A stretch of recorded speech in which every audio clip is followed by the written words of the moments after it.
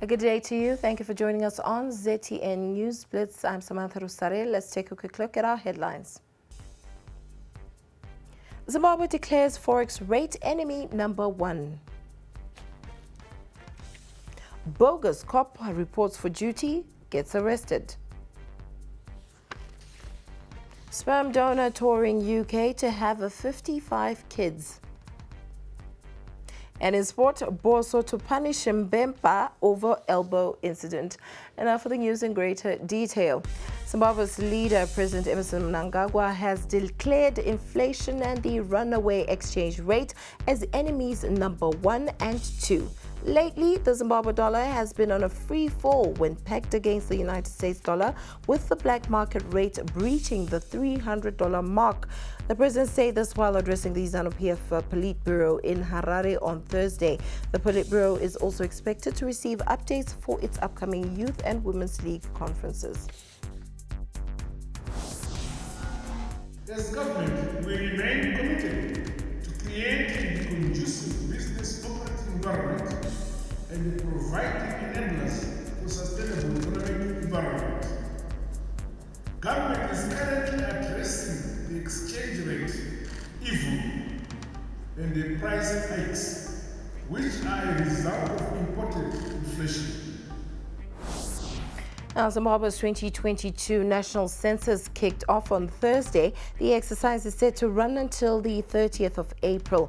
The Zimbabwe National Statistics Agency counted the first family at State House in Harare, where President Emmerson Mnangagwa was the chief respondent on behalf of his family. The enumeration process is confidential and was conducted behind closed doors. Zimstat Director General Taguma Mahonde speaks. For any development planning, the processes need to be informed by numbers.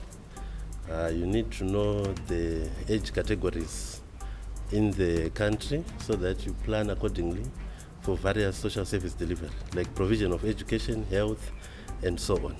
So it is very important that policy be informed by statistics. We are delighted that the President, His Excellency, gave us this opportunity to do this enumeration.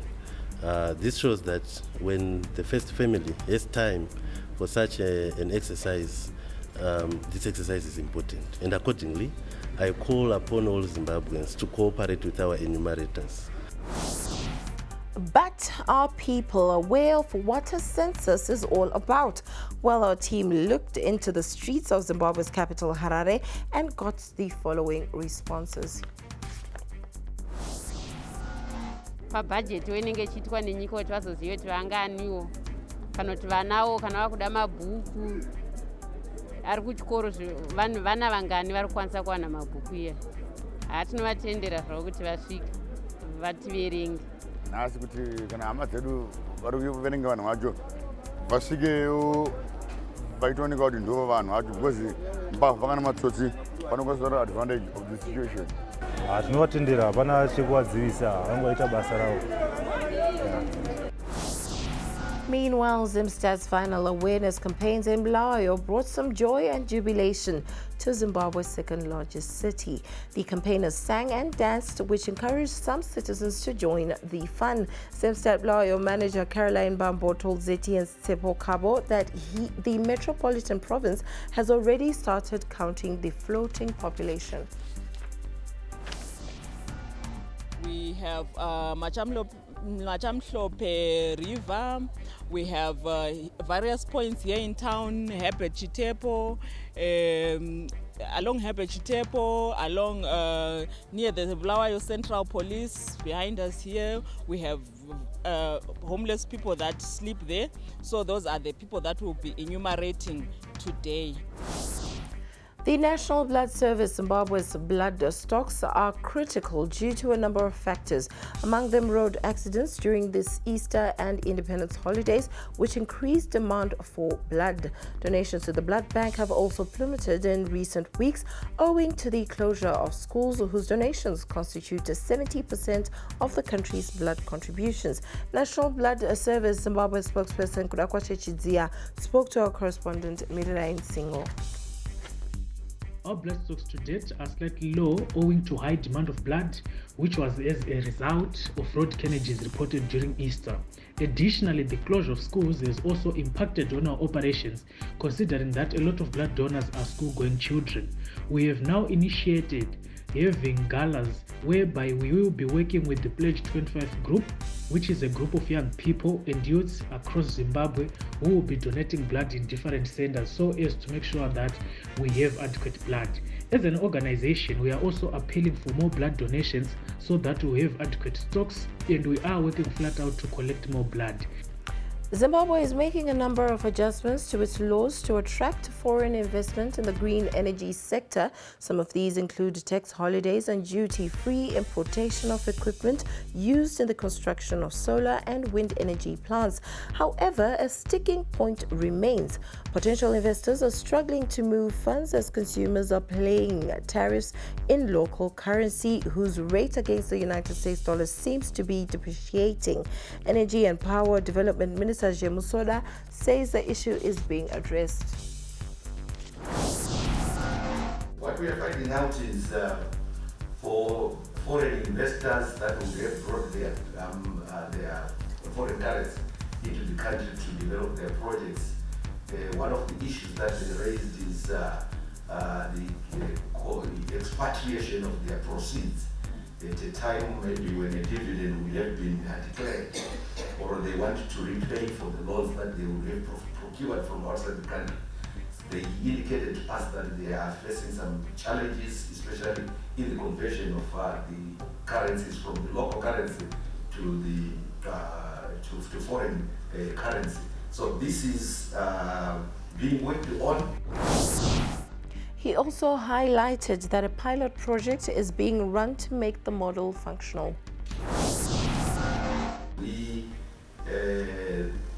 hope that by June this document will be out, and I know it has already been offered to one of the projects that was done in Wange, an independent power producer that has established their plant on thermal power production called ZTN. This has been offered to them, and they are currently implementing it, but on a pilot basis. Once the pilot succeeds, it will be rolled out.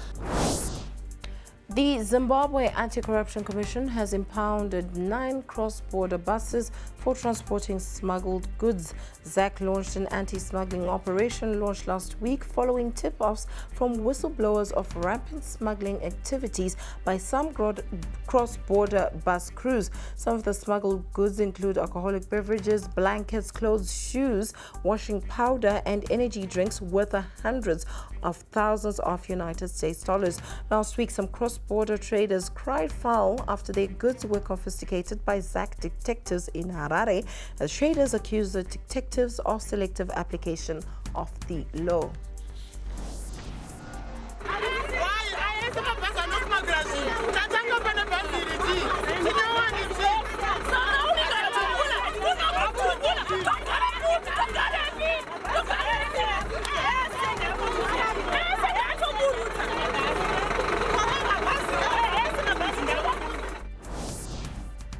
In our crime watch today, tired of practicing far away from a sound office, a daring Harare woman, Trish Barewa, aged 24, was arrested on Monday last week at ZRP Support Unit after she reported for duty clad in a bogus police uniform. Discrepancies in her dressing sold her out to an alert police officer who quickly interviewed and subsequently arrested her for impersonation. Investigators to establish where she got the police uniform are underway. National Police spokesperson Assistant Commissioner Paul Nyati confirmed the incident to ZTN. We are conducting investigations as to how this bogus officer or fake officer got the uniform, and definitely the law will take its course. And now, a 36-year-old man from Silobela in Zimbabwe's Midlands province is on the run after allegedly stabbing his ex-wife to death. He allegedly stabbed her thrice after a misunderstanding over child custody.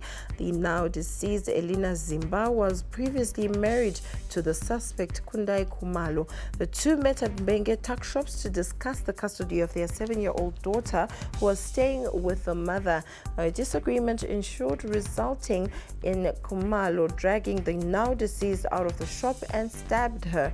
Onlookers took to their heels after the suspect threatened to stab everyone, and Kumalo went into hiding while Zimba succumbed to injuries on the spot. The deceased's body is waiting a post-mortem at Kwekwe General Hospital, and Midlands Provincial Police spokesperson Inspector Emmanuel Mahoko speaks to ZTN. The two met at Mbenge tuck shops to discuss the custody of their 7-year-old daughter who was staying with the mother. A misunderstanding arose between the two, and Kundai Kumalo dragged the now deceased out of the shop and stabbed her 3 times with a knife. Elina Zimba collapsed, and people who were at the tuck shop ran away in fear of the suspect who was threatening to stab everyone. The suspect fled the scene, and Elina Zimba died on the spot.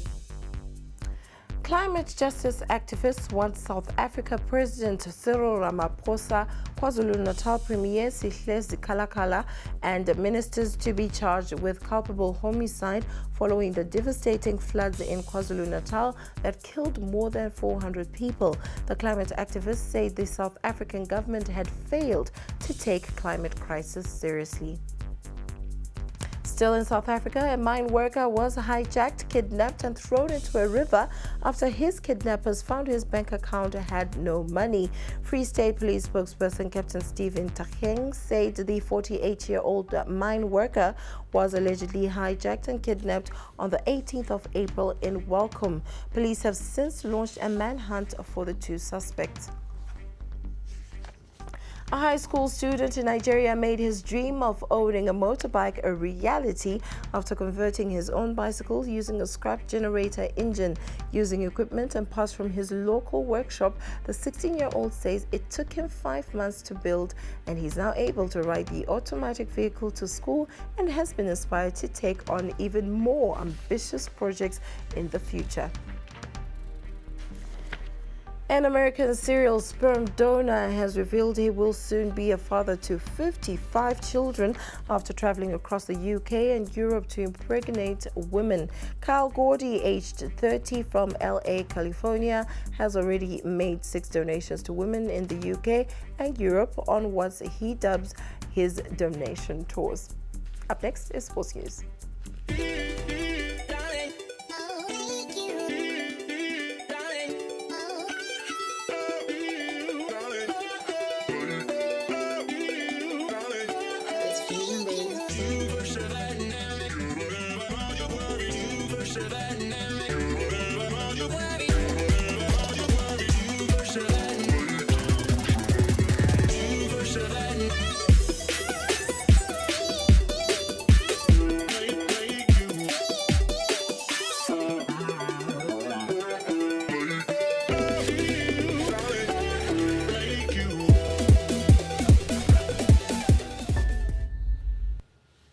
Highlanders say they will take the initiative to bring order to the game by sanctioning Andrew Mpimba for his elbow on Dynamo striker Emmanuel Paga in an off-the-ball incident. Highlanders won the Independence Trophy 1-0 in what was a tense match. ZTN Sepo Kabo was at the press conference today where manager Mandla Mpofu said they always want to win fairly.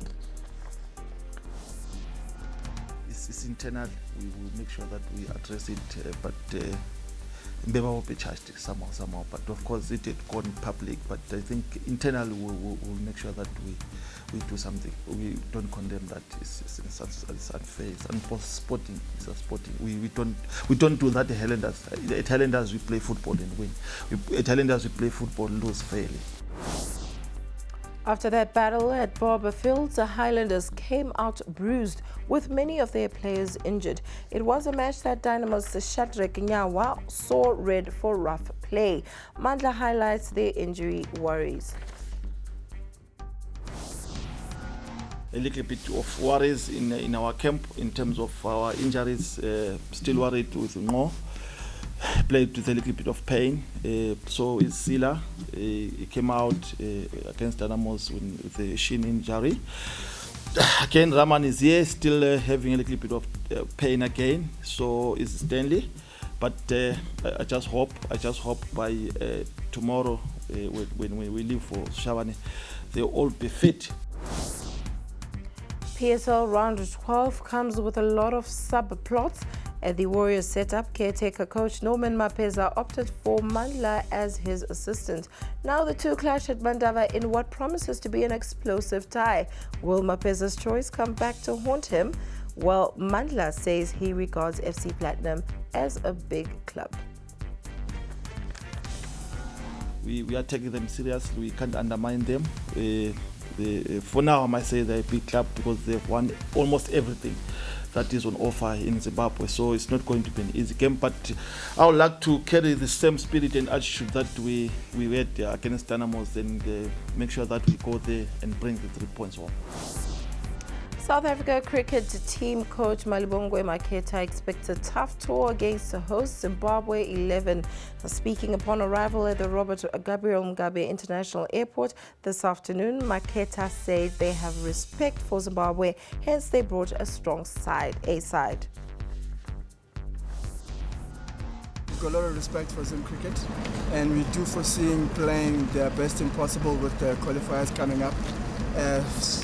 Through that, so we thought we'll bring a formidable team.